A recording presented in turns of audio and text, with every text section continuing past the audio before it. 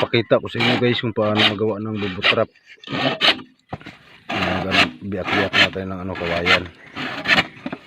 5 stick guys, tapos ito yung niya, pinaka bahay niya. Ito guys, yan wire ng to, PLDT. Pwede ring yantok yung gawin mo.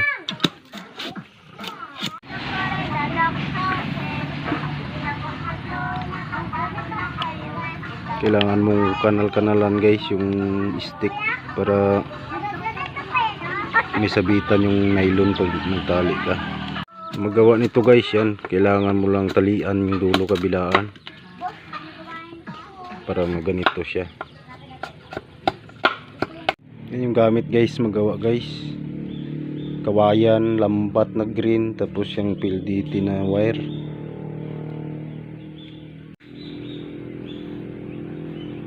Guys, tatlong yan guys, dalawa sa dulo magkabilaan, isa sa gitna.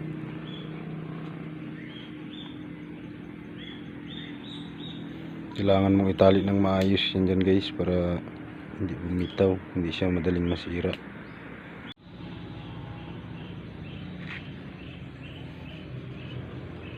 Dyan mo yan lagyan ng 2 stick guys sa may sa may parang pantay-pantay siya. Yan yung ilalim.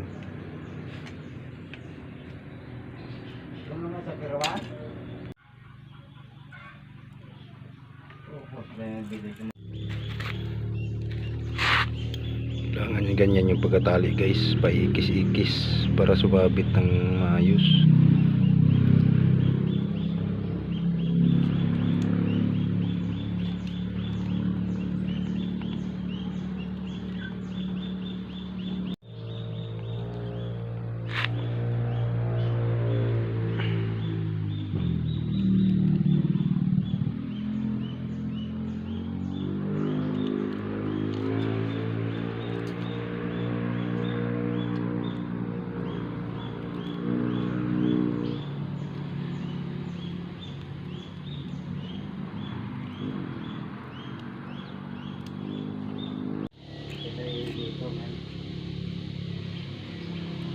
Limang stick yan guys, yan yung dalawa sa ilalim, yan yung pag nag-area ka, yan yung lumalapat sa putik.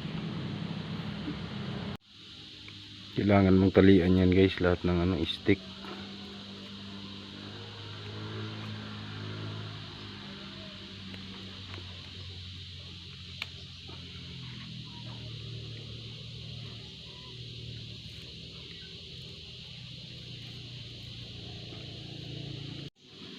Guys, babalutan na ng lambat guys.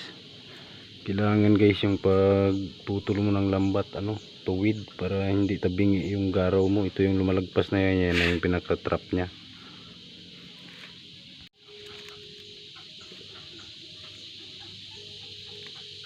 Marunong hindi ko bakbakan ka pinagawa dyan sa kubra.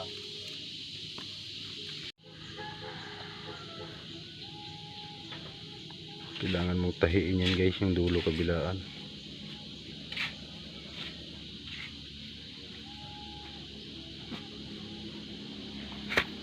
Kailangan bawat mata ng lambat yung talian mo.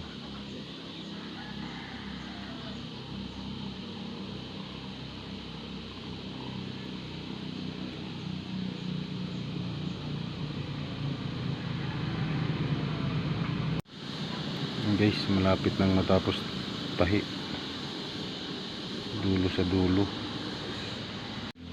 Yan siya guys,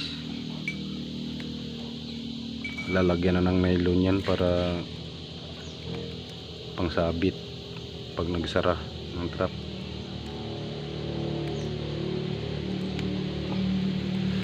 Kailangan yung kawayan mo guys hindi lang gaanong malapad para makapasok yung yung mata ng lambat. Yan, kailangan mo isabit yan dulo-dulo.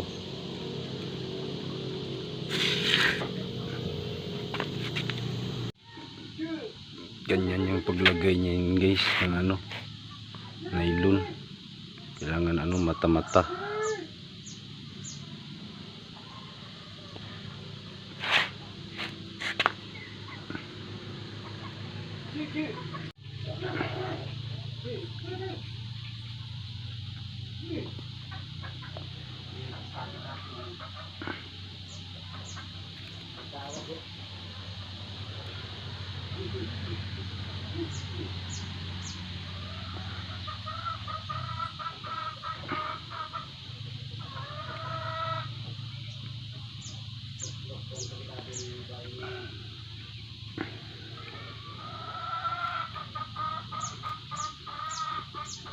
sabit lang guys yung dulo para pag nagbukas ka tanggalin lang rin yung pagkakasabit.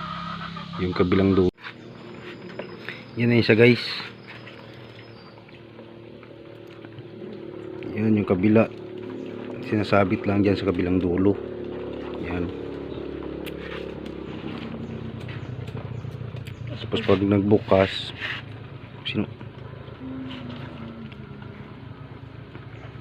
tanggalin mo lang yung pagkakasabit, tapos hilahin mo to.